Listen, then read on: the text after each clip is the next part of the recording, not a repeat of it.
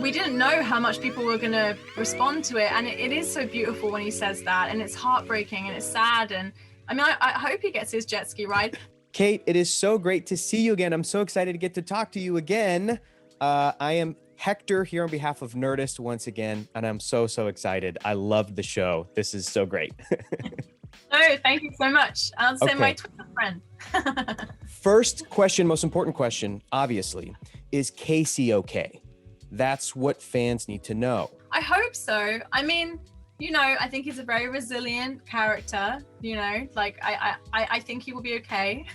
Like he was a hunter in the finale. He's hunter 5K5E. Does he know what a fish is now? Who knows? Reality, you know, it changed, so who knows?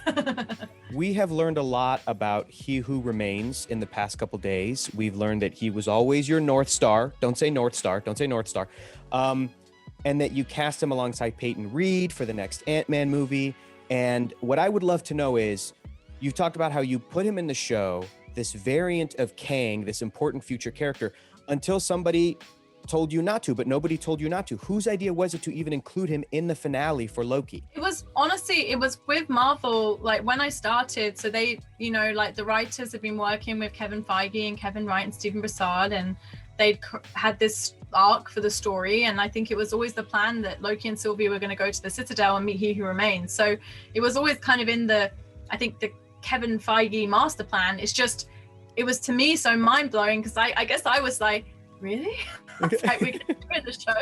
And I think probably for me and Michael, I think both of us were like, well, I guess we're okay, great, we'll just let's do it then, let's go with it. But I think it was, we both, and like all the writers and all the team, we were just so aware of like, one, what an honor it is, but what a big moment it was for the MCU. So I think that's why I was always like, well, I really hope we get to introduce He Who Remains, but you know, who knows? And like, luckily that it ended up going that way. So yeah, so I was super happy. I was super happy. I'm a huge Marvel fan, and it broke my brain to see Jonathan Majors. It was so great. I just love it when a character exudes confidence by eating an apple. That's like my favorite thing. Was that a Captain Kirk reference? That was amazing. Whose idea was that? The apple. So I'm trying to remember this right, because I think it was either Michael Waldron's or Jonathan Majors. It was between both of them, but I can't remember who came up with that exactly. Right. But it was like one of those two.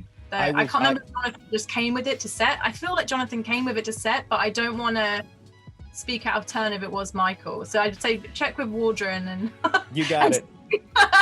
They're both equally brilliant. I'll credit both of them until I find out, but I would not be surprised if it was either of them. For a bunch of these questions I've got, they're very nerdy, they're very tricky. I understand if you can't, you know, if it's spoil stuff, if you want to plead the fifth, if you want to say that's for Kevin Feige, just let me know. This question is, in the finale, does Loki end up back in the TVA that has been changed by a variant of He Who Remains, or does he end up in a different reality with a different TVA?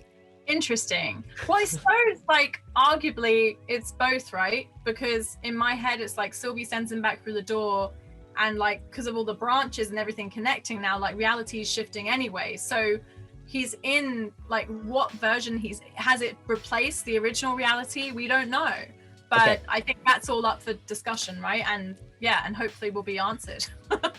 Hopefully. But, yeah. Here's another tricky one. I'm sure it will be answered at some point, but do we know when Loki takes place? That is, the events of the finale, how they affect the rest of the MCU. Loki, does it lead into a movie? Is Loki seasons 1 and 2 going to take place before the Multiverse of Madness? Do you know? Can you not say? Is it a spoiler? I think it's definitely a Kevin Feige question. Okay, there we go. There we go. That's what I thought. All right. I am not sad that you're not returning for season 2. I'm looking back and I'm happy that we as fans got you to direct season 1. What would be your number one piece of advice for whoever comes in to direct season 2 of Loki? I think go big, go weird, heart on the sleeve, and just like, I think not like reinvent it, but just, you know, there's so much more road to travel with Tom's Loki as a character. I think we've opened the door to a lot of cool aspects of his character.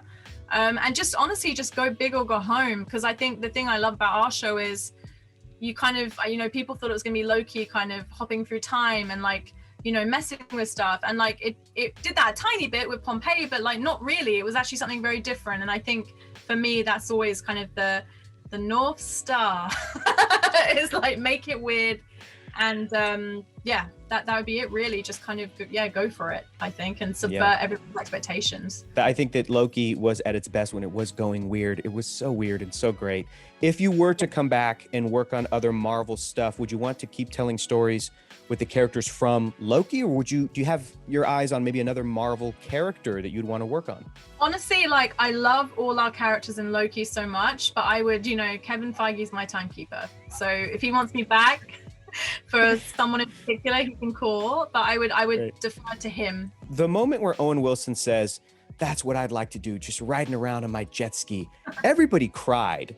Is your number one regret not putting Mobius on a jet ski, or is that too obvious? Was that too obvious?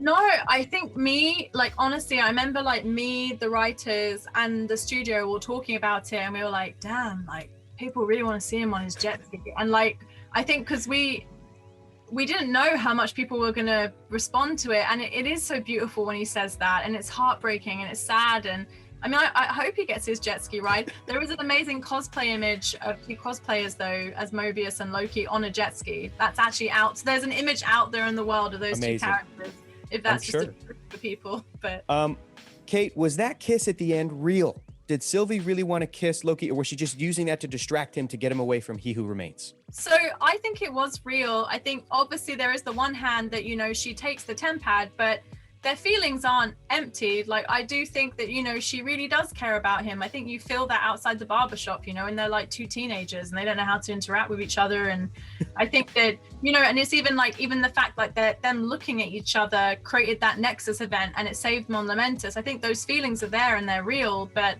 it's just, unfortunately, I think for me, I've always seen her side of the kiss anyway as a goodbye. She's doing this thing, she's doing this mission, she doesn't want to do it, but it doesn't make her feelings for him any less real. I always think of her where Loki was in Thor. She's on this she's driven by hate and all these bad feelings within her, and that's all she can see is that I need to get revenge on, He Who Remains, who took my life from me, and she can't do anything else. And I think that's also why Loki's really trying to plead with her, because he's been there and he's like, please don't do this. But she hasn't done her therapy of Mobius, so it's just unfortunate. And as she says, they're not the same person. She's like, I'm not you, so she's not very similar, in the same way. So. Absolutely. If you could I have time for one last question. Just let us know: are we ever going to learn what child Sylvie did to get pruned by the TVA? Was she just chosen by He Who Remains? What was it that she did? I think the most important thing for me, I wouldn't want to pinpoint an exact thing with her, but I think the thing that was important to us was that Sylvie's Nexus event, it isn't something as active as stealing the Tesseract. She was a child, and I think there's a pureness to that. Did she pick up the wrong toy? Is it because, I don't know, maybe because she was happy? Who knows what it could have been? Or maybe she just, I don't know, put on the wrong shirt that day. But I think that's what's so key with the episode 4, right? Because we're kind of turning the audience expectation on who the TVA are and starting to show more of the sinister undertone. And, one, it's a very innocent child they take, but also it shows that you could be plucked from the timeline and you might not have even done anything wrong. So I think that's the key thing with, is the TVA, are they good? Are they bad? And then it kind of feeds into the thing with He Who Remains at the end, when he's like, you can do something very evil, but for a greater good. And I think that's kind of fuel for the discussion, really, of however people felt, whether they were agreeing with Sylvie or Loki in that moment. Thanks, Kate. Have a great day. Bye. Thank you.